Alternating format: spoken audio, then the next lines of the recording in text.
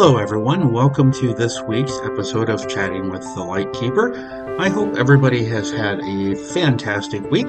And even if Easter isn't your thing, you are looking forward to all the wonderful, sweet treats that typically come along with this season. I know I am particularly stoked for those Reese's peanut butter and chocolate eggs. I love peanut butter and chocolate. I like the traditional Reese's peanut butter cup, but there's something about the egg that is just better. I don't know why it is. I don't know why an egg is better than a cup.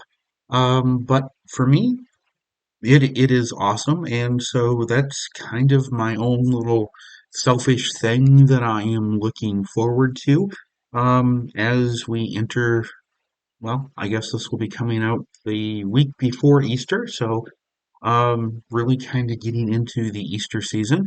However, though, my favorite day would be the Monday after Easter when those peanut butter eggs are discounted at retailers, so I can pick up a lot more if I so choose at a discount. However, I'm typically pretty good and avoid the temptation to get them because what happens is I have no discipline when it comes to them. And yeah, peanut butter and chocolate eggs are not an appropriate dinner. So that is something I will have to work and keep in mind to avoid doing. The other, I guess, news here from my fair city is the 31st, which is Easter, will be the last chance I have to enjoy my favorite ski hill. They are going to call it a wrap on the 31st, which really considering the kind of winter that we've had here, which has pretty much been non-existent, the fact that they've been able to make the ski season go this late is pretty darn amazing.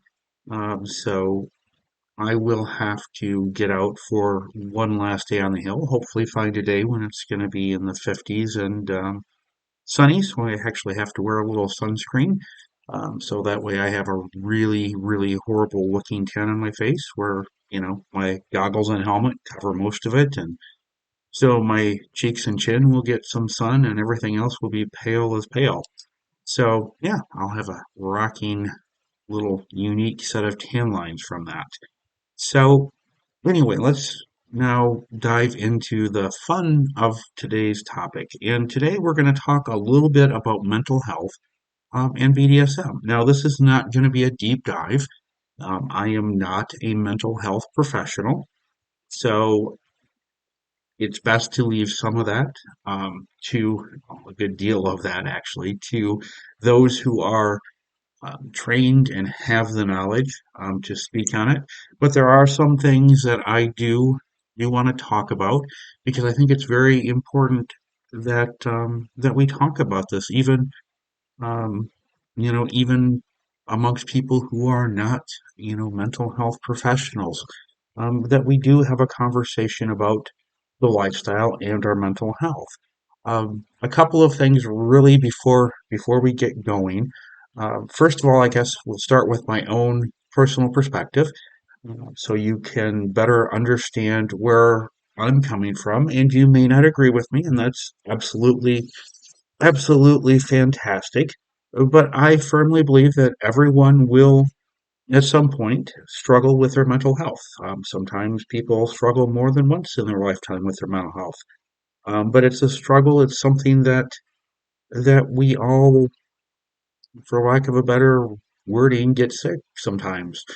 Just like we do with the flu. Sometimes our mental health, has a period where there's a struggle, and there can be all kinds of triggers, whether it's the loss of a loved one, stress of life, to something more going on that's I guess I don't know what the right word is, deeper, where there is a diagnosed imbalance, with some chemicals going on that help us regulate things with our mental health. There's all sorts of things that can combine, but I firmly believe that everyone will have, you know, times where they struggle with their mental well-being.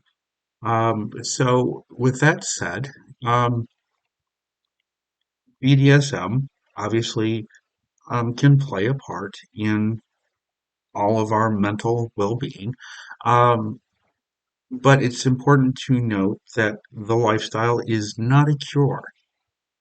And the reason I say that, it was a while ago, but there and I've seen it from various other places, but there was one incident in particular where a submissive was expressing that they suffer from anxiety, and they felt that if they had a dominant, that the dominant, by being in their life, would relieve and basically cure their anxiety because the dominant would simply be able to take the burden of decision making off of them. And that sounds all well and good, right? If you are in a loving relationship with a partner, and if anxiety, in this case, was a submissive issue, and the dominant just made the choices, they wouldn't need to be anxious about decisions that they would have to make. The problem is that's very unrealistic. Um, Even if the submissive did have the most amazing, perfect, dominant, ever created, there's going to be times where they're still going to have to make choices in life. A dominant isn't there 24/7, available 24/7 either, to answer every little decision that is needs to be made on a daily basis. So while it's true that having a loving partner, whether you're kinky or not, having a loving partner handling any type of health issue from the common cold to COVID to mental health issues, having a loving partner there can be an amazing, uplifting thing that helps us get through whatever it is that we're dealing with. However, having that loving, caring partner is never going to be able to fix or cure our health issues. We have to work through it. Sometimes we have to work through it with professionals, and there's just no other way around it. So BDSM is never going to be anybody's cure. Yes, if the lifestyle is your home and having a loving partner, whether it's dominant, submissive, or switch, having that support system, having that person or people, if you're poly, having that loving family surrounding you, can make it a whole lot easier. But it's certainly not going to, basically, it's not going to cure the cure the root problem that's going on. And that's something that we, as people, we need to work, either work on ourselves, or if we need help from a professional, that we go and get it. It's so important to do that and to recognize that the lifestyle does do a lot of great things, a lot of good, but it's not the cure. So also, when it comes to BDSM and mental health, really we are talking about two dueling stigmas, if you will. We have the stigma of BDSM, where, people in the vanilla world think you're weird. People in the vanilla world think you're weird. And I know this is bad verbiage to use, especially since we're talking about mental health, but vanilla people may judge us as crazy or think we have mental health issues because we're in BDSM. Let's face it, that's one of the myths about the lifestyle, is that, you are mentally, somehow your mental health is damaged. That's why you're going to BDSM. That's why it interests you. So we have all the societal stigmas that BDSM brings, and then let's face it, talking about mental health. While as a society, there's been great strides made, and it certainly helps that celebrities and athletes talk about mental health challenges that they face when they face them. No, not all do, obviously, but many do. But it is still something that society sees, some people in society see as, you know, sort of suck it up. What's wrong with you? Just figure it out. So we've got the dueling stigmas that kind of present here with the lifestyle. Uh, so the biggest thing with the lifestyle and our mental well-being is that we make sure we always sort of have three things in mind. First of all, consent, communication, and safety.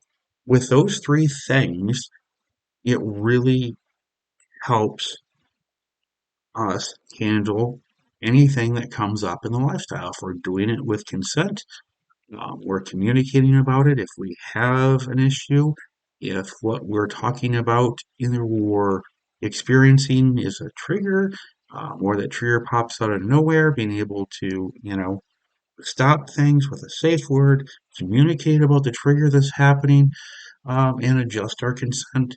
Those are so key to everything that happens in the lifestyle, and it's especially true um, when it comes to really making the lifestyle be a benefit for our mental health.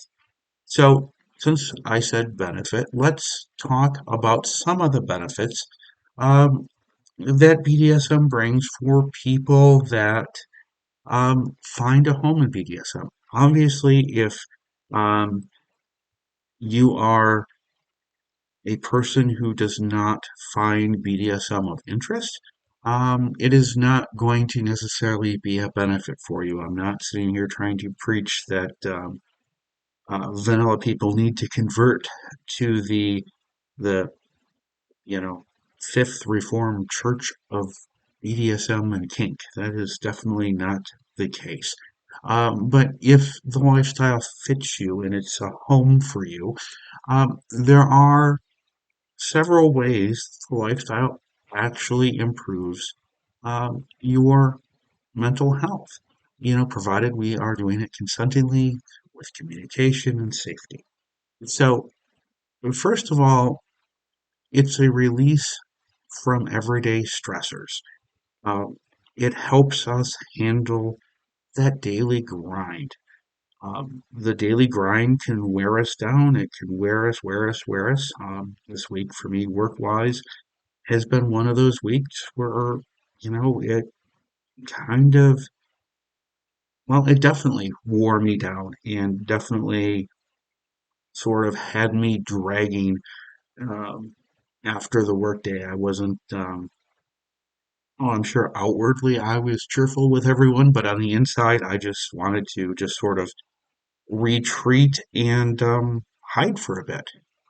So, uh, this might sound odd to some of you. Doing this podcast is something I'm looking forward to. I am unpartnered, so that means this podcast in my writings and stuff like that. But the podcast this week is sort of my little bit of BDSM stress relief. I get to talk about the lifestyle. I get to do well, all the talking, for better or worse. Um, and then, yeah, it's going to doing this podcast and talking to you about our mental health and the lifestyle is actually going to help me. It's going to be a release for me.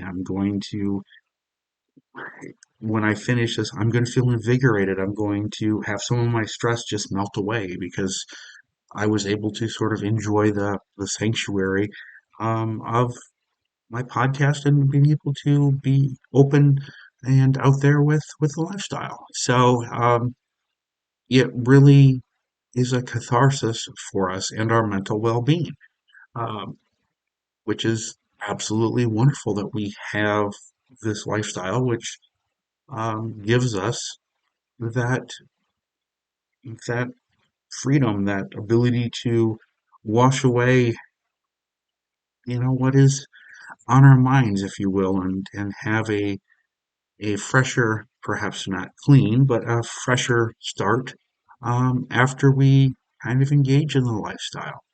So, on top of that, by their very nature, lifestyle relationships are much more typically intimate and deeper connection wise because of the lifestyle than the way it would feel to somebody who is vanilla. Now, I am not saying that lifestyle partnerships are deeper and more intimate than vanilla connections, but when you're a practitioner of the lifestyle and you involve yourself in a positive relationship with another practitioner, because of the way the lifestyle works and finding it as our home, those mutual relationships are deeper on the intimacy and connection level because we're not having to, if you will, hide our kinktastic side. We are able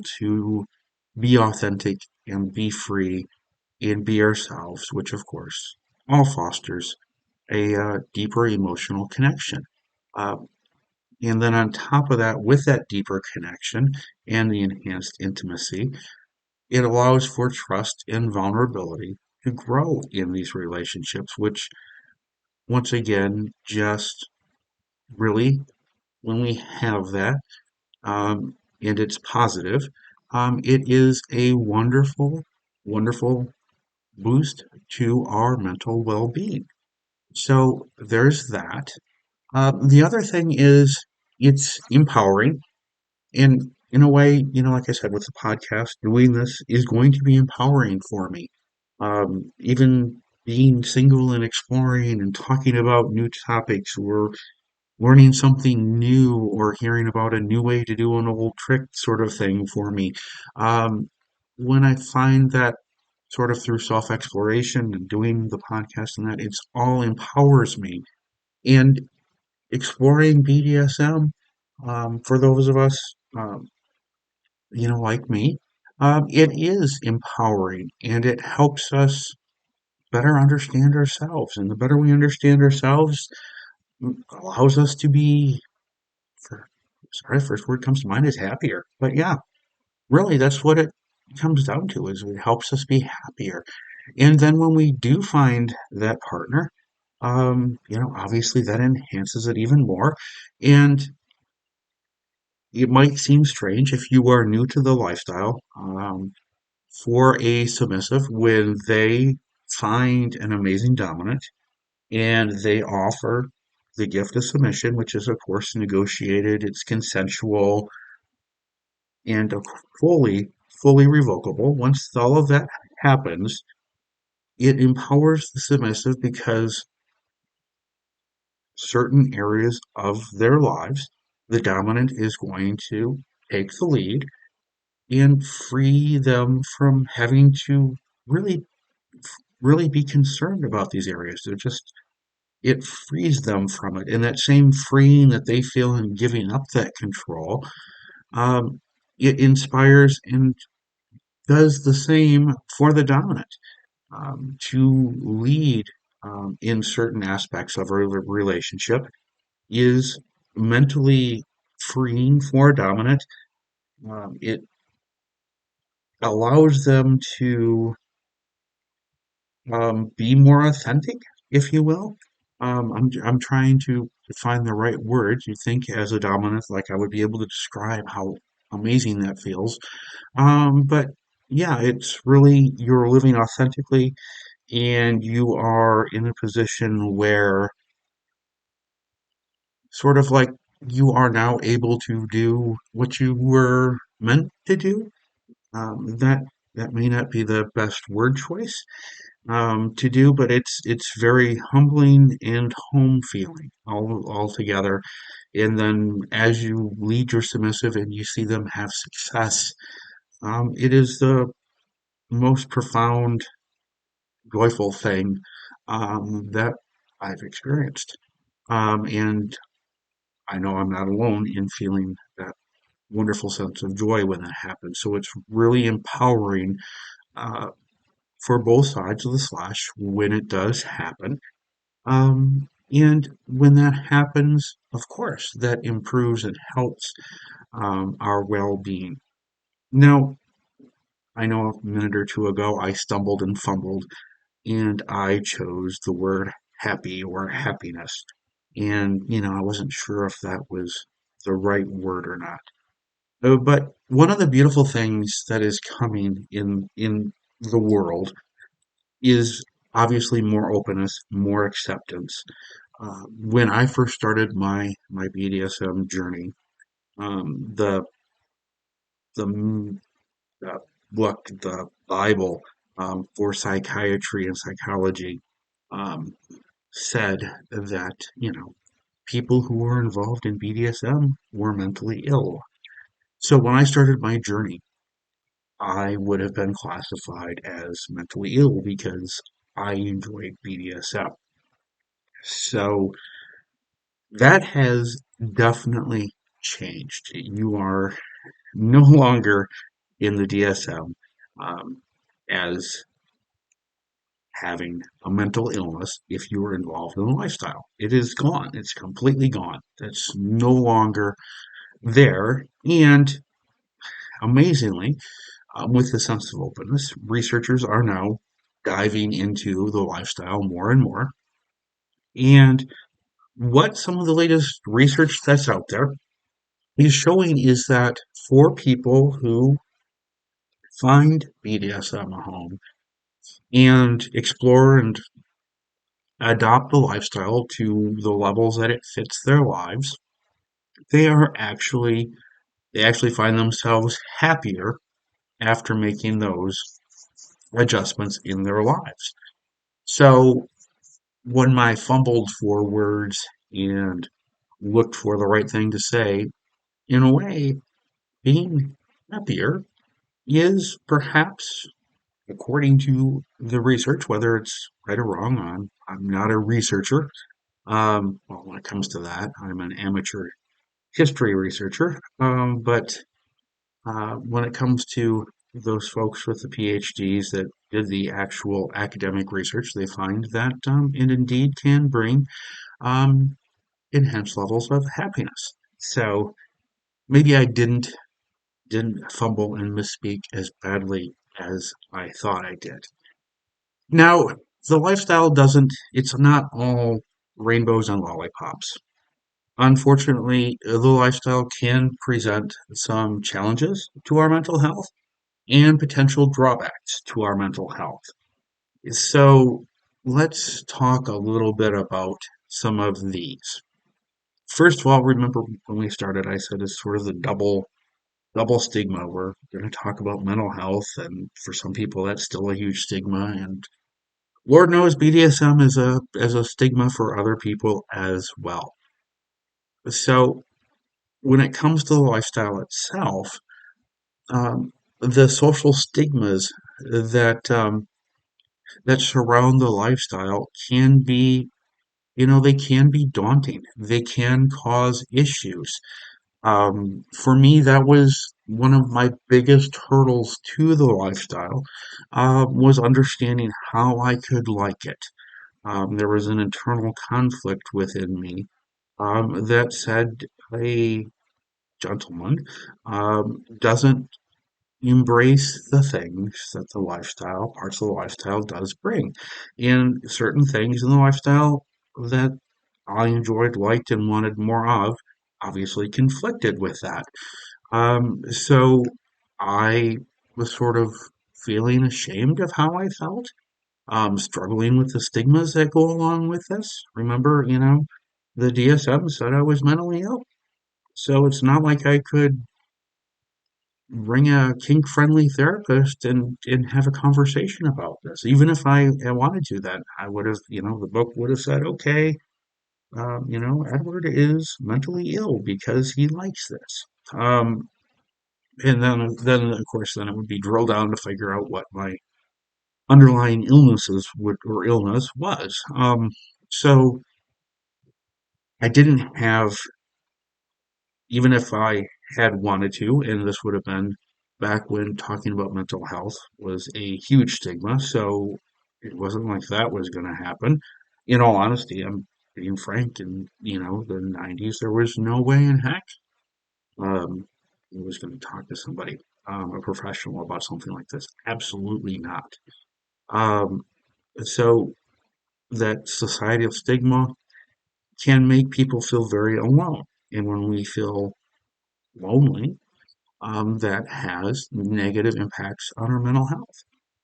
So that's why finding your community, sort of building that bear of your community, can be very important, because it gives us resources, it gives us the ability to connect, build our sense of community, and not have to deal with the loneliness or the shamefulness that we may feel.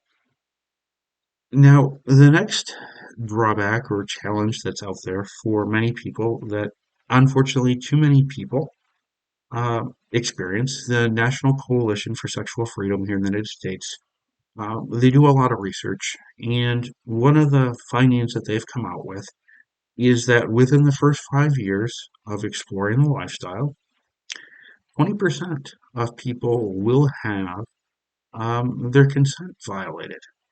Now, it can be a minor consent violation to a major consent violation, but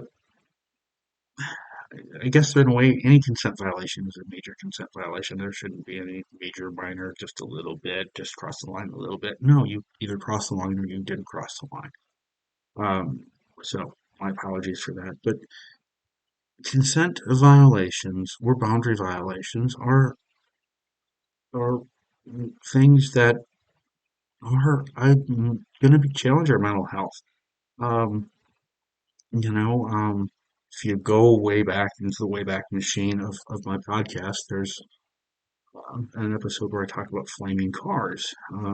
And one of, I guess, my biggest horror story that happened to me in the lifestyle, and dominant men, and especially dominant men, because for some reason men think the penis is this magical protector, and because we're dominant and we come equipped with penis, bad things can't happen to us. That's not the case. Um, and then if they do happen, then those dominant men won't want to talk about it. So bad things happen across the lifestyle, but when it comes to 20% of people within the first 5 years are going to have and their consent violated.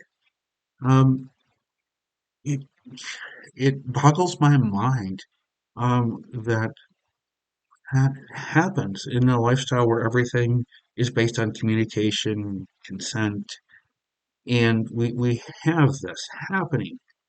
And of course, consent violations. Let's face it, when your consent is violated in this lifestyle, we are going into very horrible criminal things that is happening. BDSM goes from play, and then if we have a consent violation, it moves into assault, or even worse, into rape. Uh, so it's horrible. And when we have a consent violation or consent issues, that is going to be a huge, huge mental health challenge to handle, to work through, and to deal with. It's absolutely, yeah. If that happens to you, it's not, it's obviously going to be a blow to your mental well-being. Uh, the other the other thing that can happen is that BDSM play can unlock triggers we didn't know about. Triggers something, we're in a consensual scene with a partner or a trusted playmate, and as the scene goes along, your partner is doing everything consensually that you agreed to, isn't pushing a limit, a boundary, anything. It's even if it happens sometimes with people when they, it's something they've done 100 times before, 1,000 times before. somehow that particular scene clicks a trigger for a past trauma and brings that past trauma back. For some people, it's an opportunity to face the trigger, face the trauma, and part of the healing process. And for other people, it can be a setback for their mental well-being. So we have to be aware of the risk that when we engage in the lifestyle that we could unfortunately um, trip a trigger for someone, and to be aware that that can happen. So, and it's not just submissives that can have a trigger trip. It can and does happen to dominants as well. So don't think this is just something that, dominants need to be aware of. Everyone needs to understand and be aware that this can and does happen. So it's very important that we always are aware of the risk for what we're engaging in, not just the risk to our physical well-being, but to our mental well-being as well. Even though most of the time, for example, when we engage in lifestyle play, it is a cathartic experience. We feel relieved. Pressure, stress is lifted off of us during that. Even just engaging in daily rituals with or on behalf of our partner um, helps us with our mental well-being. We just need to always be aware of the risk, not only to our physical self, but to our mental self, and also be in a place where we can manage those risks. Eliminate them where we can, mitigate them in other places. If you feel a limit might be too close to being a trigger, then we need to adjust that limit back or adjust that boundary back, or potentially, if we're finding that a certain thing is very, very cathartic to us, perhaps explore doing that a little deeper, a little bit more, and maybe that'll be something that can help us navigate through something that's been a struggle for our mental well-being. So it's very important that we tread carefully when and how we handle our mental well-being in the lifestyle. It's also important to make sure that we remember that the lifestyle is not going to be a sort of standalone cure for any one of us who might be having an issue with our mental health or potentially in the future. That that this lifestyle is not going to cure them. Yes, it can do a lot of wonderful things, but it's not going to be a cure. It can be a part of the process or something that helps us cope, helps make us feel better, all sorts of wonderful things, but it's definitely not a cure. And finally, we need to also, even in the lifestyle, remind people that it's okay to reach out. It's okay to seek help. Our mental health is precious, just like our physical health is absolutely precious. And most of us don't have issues going to the doctor when we feel something is physically out of whack with us. Um, and we shouldn't have any qualms about going to see a mental health professional when we're feeling something is not right with our mental health as well. Uh, on top of that, I know I talked about when I started in the lifestyle and how the DSM, the guidebook for psychiatry, said that those of us involved in the lifestyle had a mental illness. That is gone. And now we can actually find mental health providers that are involved in the lifestyle or they are lifestyle friendly. And you also have other ones that are um, that are, poly friendly or kink, BDSM, and poly friendly. So you can actually get the type of help you need from a mental health provider, where you don't have to hide your kinky side. You can say, hey, and this is part of who I am too. Um, a great resource for finding that here in the United States, and there will be a link to this in the little episode description wherever you are listening through.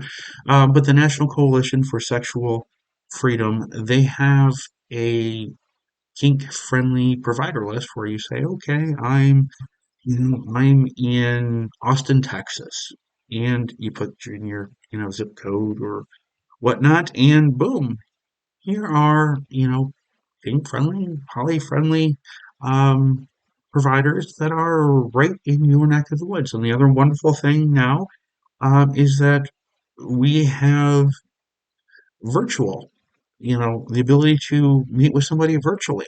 So we don't necessarily even have to go into the office or have that stigma of, okay, where do I park? So if somebody knows my car, they don't see me parked in front of a therapist building. I don't want anybody to see my car. Believe it or not, I've had a friend like absolutely petrified to go to a therapist. Ended up driving them there because they were afraid somebody would see their car. That was one of their hurdles. But we live in a world where it's virtual, so you can find a provider that works for you, and they can be on the other side of the world.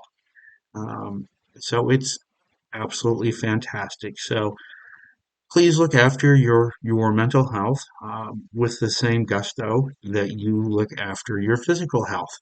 And that's really what I have on the lifestyle and mental health. Like I said, this was not going to be a deep dive, a very very high level um, look at it.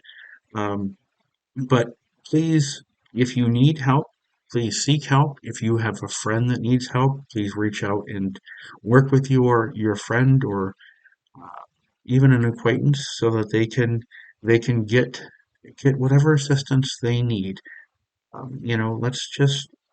Let's all try and do better, and take better care of those that we care about in this world.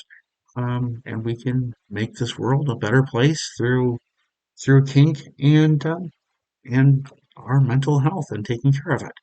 So I hope that you enjoyed this little episode. I welcome any feedback you have.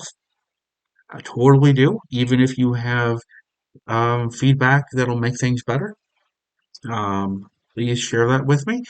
Next week, we are going to dive into a topic which I'm kind of looking forward to. We're going to talk about etiquette in the BDSM lifestyle. Believe it or not, there is some etiquette. It's not all random naughty pics that just show up in your DMs from complete strangers. There is some etiquette to the whole kinktastic world. So we're gonna dive into some etiquette. I guess rather than used to be a columnist, probably still is somewhere out there in the United States called Miss Manners. I won't be Miss Manners, but yeah, we're going to talk lifestyle etiquette next week. So, thank you once again for taking the time and spending it here with me. I want to wish everyone who celebrates Easter a happy Easter, and I will chat with you next week. Thank you again for the listen.